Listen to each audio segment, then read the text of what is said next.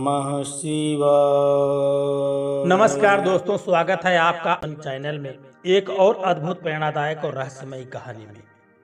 दोस्तों, क्या आपने कभी सोचा है कि अगर एक गरीब कुम्हार शेर से भिड़ जाए तो कौन जीतेगा? दोस्तों, आज की एक कहानी है एक ऐसे सीधे साधे कुम्हार की जिसे लोग कमजोर समझते थे, लेकिन हालात ने उसे ऐसा योद्धा बना दिया कि जंगल का राजा भी उसके सामने घबरा गया। आखिर कैसे, यही जानेंगे आज की इस अद्भुत कथा में, जिसमें है साहस, चतुराई और एक ऐसा मोड़ जो आपको सोचने पर मजबूर कर देगा। तो चलिए शुरू करते हैं कुम्हार और शेर की रहस्यमयी कहानी। दोस्तों, बहुत पुराने समय की बात है। एक छोटी सी बस्ती में भोला नाम का एक गरीब कुम्हार रहा करता था। वह दिन भर मेहनत करता, मिट्टी से खूबसूरत बर्तन बनाता और फिर शाम को उन्हें अपने गधे पर लाद करके बाजार में बेच कर आया करता था। यही उसकी रोजमर्रा की दिनचर्या थी। मेहनत के बावजूद उसकी जिंदगी बड़ी मुश्किलों में गुजर रही थी, लेकिन वह ईमानदारी से अपने काम में लगा रहता था। इसी बस्ती के पास एक घना जंगल था, जहाँ एक खूंखार शेर का आतंक था। बस्ती के लोग इस शेर से बहुत परेशान थे।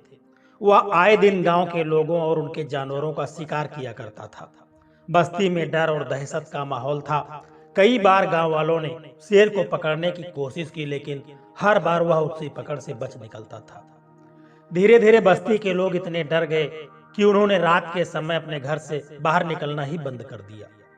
भोला इन सबसे बेखबर अपनी दिनचर्या में व्यस्त रहता था। वह सुबह उठता, मिट्टी खोद करके लाता, उसे गूंथता और बर्तन बनाता, फिर उन बर्तनों को धूप में सुखाता और भट्ठी में पकाता। इस मेहनत से तैयार किए गए बर्तनों को वह शाम के समय शहर में बेचने जाता था। दोस्तों, इसी तरह से उसकी जिंदगी व्यतीत हो रही थी। एक दिन वह रोज की तरह शहर से वापस लौटा। दिन भर की मेहनत से थक चुका था। आमतौर पर वह अपने गधे को अस्तबल में नित्य बांध देता था, लेकिन उस दिन थकावट कुछ ज्यादा थी, सो उसे घर के आंगन में ही एक पेड़ से बांध दिया और खुद सोने के लिए चला गया। दोस्तों, उधर जंगल में तेज आंधी तूफान आ गया। हवाएं इतनी तेज थी कि बड़े बड़े पेड़ जड़ों से उखड़ करके गिरने लगे। बिजली की कड़क और बादलों की गड़गड़ाहट से पूरा जंगल कांप उठा। शेर उस समय अपने शिकार की तलाश में निकला था, लेकिन इस खौफनाक तूफान को देख करके वह भी डर गया। शिकार करने का इरादा छोड़ करके वह खुद को बचाने के लिए सुरक्षित जगह ढूंढने लगा। भागते भागते उसे बस्ती के करीब एक पुरानी झोपड़ी दिखाई दी। वह झोपड़ी बहुत समय से वीरान पड़ी थी। शेर ने सोचा कि तूफान से बचने के लिए यही सबसे सुरक्षित जगह हो सकती है। वह तुरंत झोपड़ी के अंदर चला गया और कोने में दुबक करके बैठ गया। तेज बारिश और तूफान की आवाज में कुछ ही देर में वह गहरी नींद में सो गया। दूसरी ओर तेज बारिश की आवाज से कुम्हार की नींद खुल गई। उसे अचानक से ध्यान आया कि उसका गधा बाहर पेड़ से बंधा हुआ है। बेचारा बारिश में भीग रहा होगा। वह मन ही मन सोचने लगा और फौरन उठ करके बाहर आया, लेकिन वहां पहुंचकर उसने जो देखा वह हैरान रह गया। वह उसका गधा नहीं था, केवल उसकी जंजीर जमीन पर पड़ी हुई थी। कुम्हार घबरा गया। उसने सोचा, लगता है कि मेरा गधा जंजीर तोड़ करके बरसात से बचने के लिए कहीं भाग गया है, मगर जाएगा कहाँ? जरूर किसी झोपड़ी में जाकर के छुप गया होगा। यही विचार करके कुम्हार बारिश में भीगता हुआ अपने गधे की तलाश में जंगल की ओर निकल पड़ा। करीब घंटों की मशक्कत के बाद एक सुनसान झोपड़ी के पास पहुंचा। आसमान में रह रह करके बिजली चमक रही थी, जिसमें थोड़ी थोड़ी रोशनी हो रही थी। बिजली की एक तेज चमक में उसने देखा कि झोपड़ी के दरवाजे के पास कोई बड़ा जानवर सोया हुआ था। कुम्हार खुशी से चिल्लाने लगा, मिल गया, मिल गया, मेरा गधा मिल गया। बेवकूफ, यहाँ मजे से पड़ा सो रहा है और मैं जंगल में तुम्हारी तलाश में 1 घंटे से मारा मारा फिर रहा था। दरअसल वह गधा नहीं था, बल्कि वही खूंखार शेर था जिसने बारिश से बचने के लिए इस झोपड़ी में शरण ली थी। लेकिन अंधेरे के कारण से भोला कुम्हार अपने गधे और शेर में कोई फर्क महसूस नहीं कर सका। वह गुस्से से भरा हुआ था, इसलिए बिना कुछ सोचे समझे उसने शेर के सिर और कंधे पर 2-4 थप्पड़ जड़ दिए और छलांग लगा करके उसकी पीठ पर सवार हो गया। जैसे ही वह शेर की पीठ पर बैठा, उसने जल्दी से रस्सी को कस करके पकड़ लिया ताकि यह गधा रास्ते में कहीं भाग न जाए। फिर गुस्से में चिल्लाया, बड़े जिद्दी और ढीठ हो गए हो तुम, जंजीर खोल करके भागने की हिम्मत कैसी हुई? अब इतने निडर भी हो गए हो कि घर से भाग निकलो और मैं तुम्हारे पीछे अंधेरे में भटकता फिरूं। कान खोल करके सुन लो, अगर दोबारा भागने की कोशिश की तो चारे में जहर मिला करके खिला दूंगा। यह सुन करके शेर डर के मारे कांपने लगा।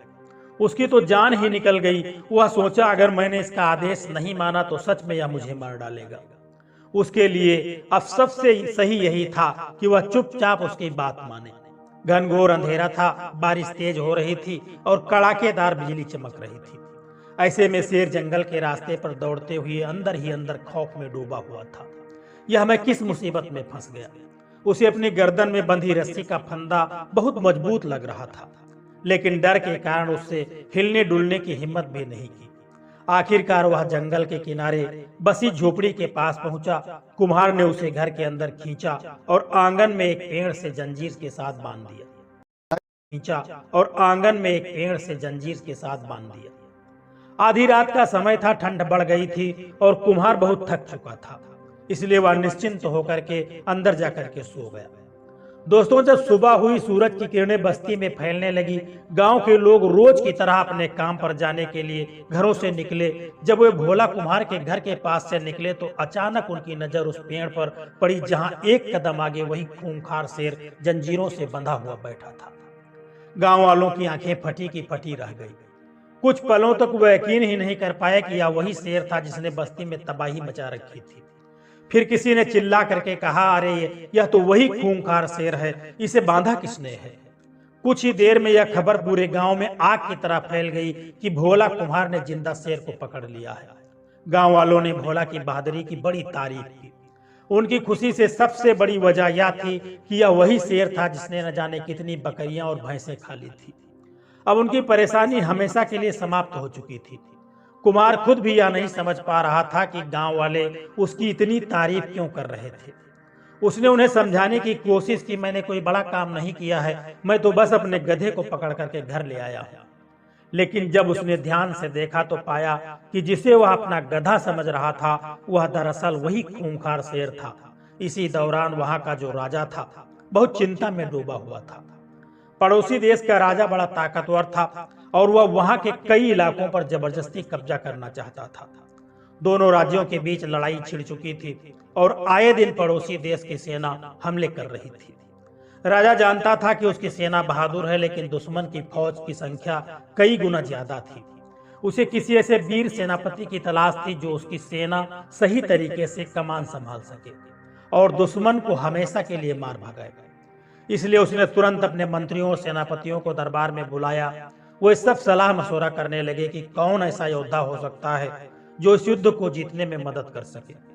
दोस्तों, इसी बीच उसके एक सिपाही को अचानक कुछ याद आया। वह जोश के साथ खड़ा हुआ और कहने लगा कि राजा जी, हमें किसी और की तलाश करने की कोई जरूरत नहीं है।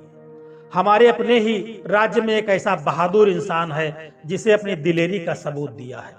राजा ने उत्सुकता से पूछा, कौन है? सैनिक ने कहा कि महाराज, वह कोई और नहीं भोला कुम्हार है। यह वही शख्स है जिसने अकेले अपने दम पर एक खूंखार शेर को जिंदा पकड़ लिया है। ऐसा बहादुर इंसान हमारी फौज में सही तरह से यदि कमाल संभाल सकता है तो हमें जीत भी दिला सकता है। राजा ने तुरंत एक संदेश वाहक को भोला के घर भेजा। जब भोला कुम्हार को यह खबर मिली कि उसे सेना का सेनापति बनाया जा रहा है तो वह हैरान रह गया। उसे यह सब किसी मजाक से कम नहीं लग रहा था, लेकिन आदेश को टालना भी संभव नहीं था। वह अनमने मन से तैयार होकर के राजा के महल में पहुंच गया। महल में राजा ने उसका शानदार स्वागत किया और उसकी खूब खातिरदारी की। फिर आदेश दिया कि अगले दिन फिर दरबार में हाजिर हो। भोला के होश उड़ गए। वह सोचने लगा कि यह सब मेरे साथ क्या हो रहा है। कहाँ मैं एक साधारण कुम्हार और कहाँ एक सेनापति बनने जा रहा हूँ। यह सब उस गधे के कारण हुआ है जो शेर बन बैठा है। आखिरकार साधारण और अनपढ़ भोला को सेना का सेनापति बना दिया गया। उसने न कभी तलवार चलाई थी और न कभी घुड़सवारी की थी। जैसे ही वह घर पहुंचा, गुस्से में शेर से कहने लगा, यह सब तेरे ही कारण हुआ है। अगर तू गधा ही बना रहता तो आज मैं अपने मिट्टी के बर्तन बना रहा होता। अब देख, मैं सेनापति बना दिया गया हूँ जबकि मुझे कुछ भी नहीं आता है। उसकी पत्नी यह सुनकर के मुस्कुराई और बोली, शेर को दोष मत दो, इसमें इसकी कोई गलती नहीं है, बल्कि तुम्हारे तो भाग्य खुल गए हैं। भगवान की दया है कि उसने तुम्हें इतना बड़ा पद दे दिया है। अब हिम्मत मत हारो, ईश्वर तुम्हारी मदद जरूर करेगा। यह तो हमारे अच्छे दिनों की शुरुआत है। भोला सोच में पड़ गया। अब उसके पास कोई रास्ता नहीं बचा था सिवाय इस नई जिम्मेदारी को निभाने के। अगले दिन सेनापति भोला को उसकी पत्नी के साथ शाही महल में ले जाकर के पहुंच गया। राजा उसे देख करके बड़ा प्रसन्न हुआ और उसकी खूब खातिरदारी की। फिर उसने आदेश दिया कि हमारे पड़ोसी राजा का शासक लगातार हमारी भूमि पर हमले कर रहा है। हालांकि वह हर बार असफल रहता है, लेकिन अब वह युद्ध की पूरी तैयारी कर रहा है। हमारी सेना भी तैयार है, लेकिन हमें एक ऐसे योग्य सेनापति की जरूरत है। कल सुबह शत्रु की सेना हमारे देश में घुसने वाली है। तुम्हें सेना की कमाल संभालनी होगी और दुश्मन को ऐसा सबक सिखाना होगा कि दोबारा वह हमारी तरफ आंख उठाने की भी हिम्मत न करे। राजा ने भोला और उसकी पत्नी के रहने के लिए एक आलीशान महल बनवा दिया। वहां एक अस्तबल भी था जिसमें एक मजबूत और तेज काला घोड़ा तैयार खड़ा था, जो उसे युद्ध के मैदान में ले जाने के लिए दिया गया था। लेकिन भोला पूरी रात सो नहीं सका। वह परेशान था क्योंकि उसने कभी घुड़सवारी नहीं की थी। वह सोचने लगा कि अगर मैं घोड़े से गिर गया तो सुबह लोग मुझ पर हंसेंगे और कहेंगे कि सेनापति खुद ही घोड़े पर टिक नहीं सका। सुबह होते ही उसने अपनी पत्नी को जगाया और दोनों अस्तबल में जाकर के पहुंच गए। वहां खड़ा घोड़ा वाकई बहुत सुंदर और ताकतवर था।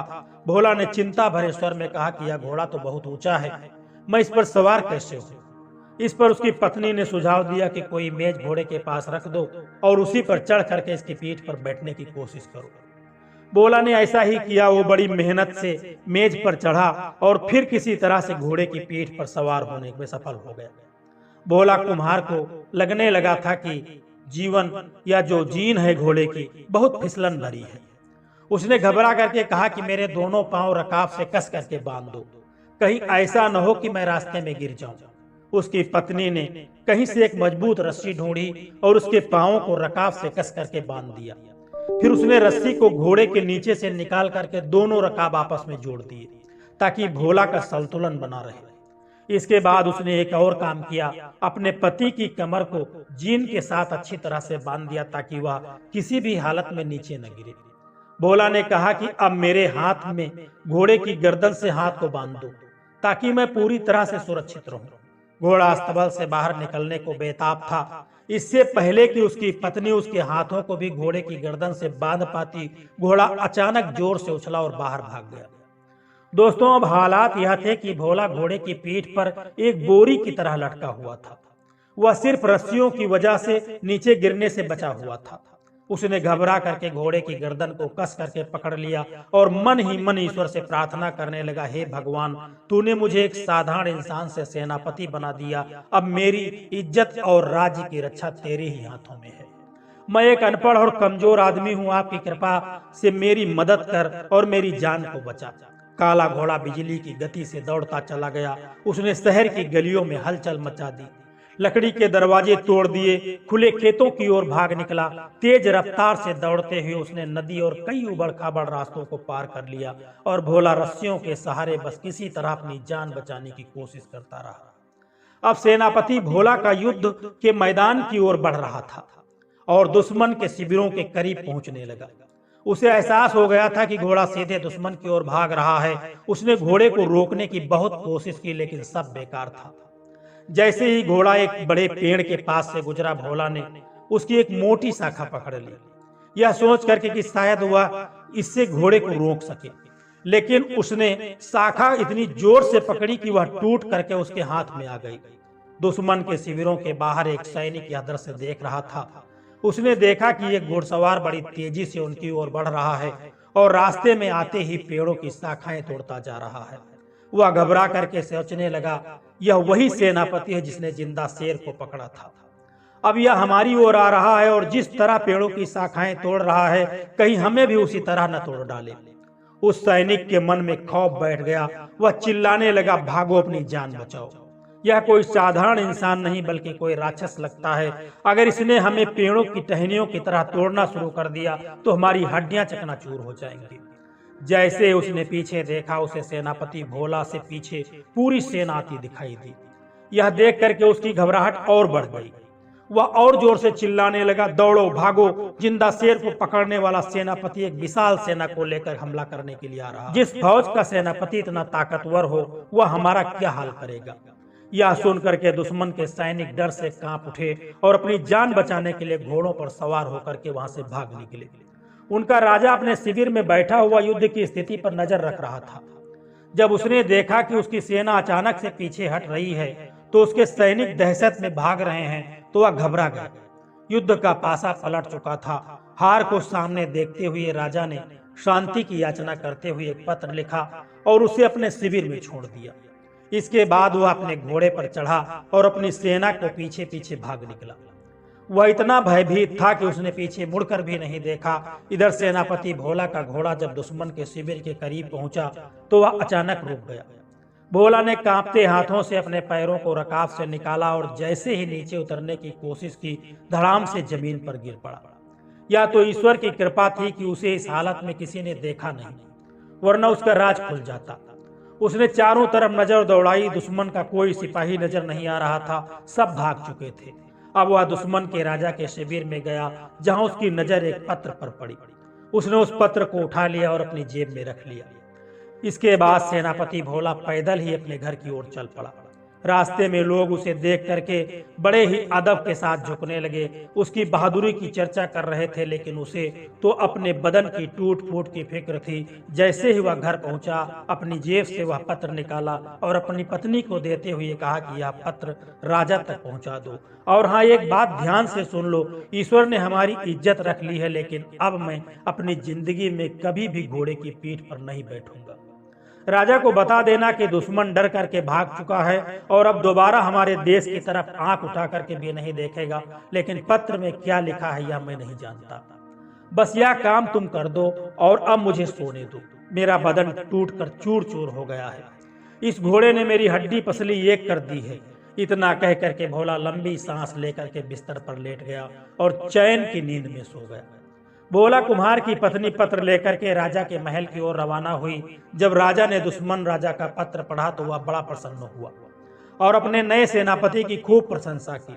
उसने कहा, तुम्हारे पति इस समय कहाँ हैं? भोला की पत्नी ने बड़े अदब से सिर झुकाते हुए कहा कि महाराज, अब वह बहुत थके हुए हैं और घर पर आराम कर रहे हैं। यदि आप हुक्म दें तो मैं उन्हें जगा करके आपकी सेवा में भेज दूं। राजा मुस्कुरा करके कहने लगा कि नहीं, उसे अब जगाने की जरूरत नहीं है, उसे आराम करने दो, सुबह हमारे पास भेजना, हम उसे उचित इनाम देंगे। भोला की पत्नी ने सिर झुका करके कहा, जो हुक्म महाराज, और वह वहां से चली गई। अगली सुबह सेनापति भोला पैदल ही अपने घर से शाही महल की तरफ चल दिया। पूरे शहर में उनका स्वागत करने के लिए लोग सड़कों पर उमड़ पड़े। गलियों में रंग बिरंगी झंडियों से गलियों को सजाया गया था। लोग उसकी बहादुरी की चर्चा कर रहे थे। कोई कह रहा था, देखो हमारे सिपाही जो हमारे सेनापति हैं कितने सादे सीधे इंसान हैं, घोड़े पर सवार होने के बजाय वह पैदल ही राजमहल की तरफ जा रहे हैं। दूसरा कहता था कि यह हीरो है हमारा, जिसने अकेले ही दुश्मन को मार भगाया है। जब भोला राजमहल में पहुंचा तो राजा ने बड़े सम्मान के साथ अपने पास बिठाया। वे दोनों कुछ देर तक आपस में बातचीत करते रहे। इसके बाद राजा ने भोला को ढेरों इनाम दिया और देश में अमन चैन कायम हो गया। लोग खुशहाल हो गए। दुश्मन राजा ने दोबारा कभी हमला करने की हिम्मत नहीं की और इस तरह साधारण कुम्हार भोला अपनी किस्मत से सेनापति बन करके अमर हो गया। तो मित्रों, ये थी एक साधारण से कुम्हार की असाधारण कहानी, जिसने अपनी बुद्धि, साहस और आत्मविश्वास के बल पर जंगल के राजा तक को पछाड़ दिया। दोस्तों, एक कहानी हमें सिखाती है कि इंसान की असली ताकत उसके शरीर में नहीं बल्कि उसकी सोच में छुपी होती है। चाहे हालात जैसे भी हों, अगर संकल्प मजबूत हो तो कोई भी चुनौती बड़ी नहीं होती। अब आप बताइए, अगर आप उस कुम्हार की जगह होते तो क्या आप भी ऐसे ही साहस दिखा पाते? दोस्तों, आपकी राय हमें कमेंट में जरूर बताएं। अगर कहानी पसंद आई हो तो लाइक करें, शेयर करें और चैनल को जरूर सब्सक्राइब करें, ताकि हम आपके लिए ऐसी ही प्रेरणादायक और रहस्यमयी कहानियां लाते रहें।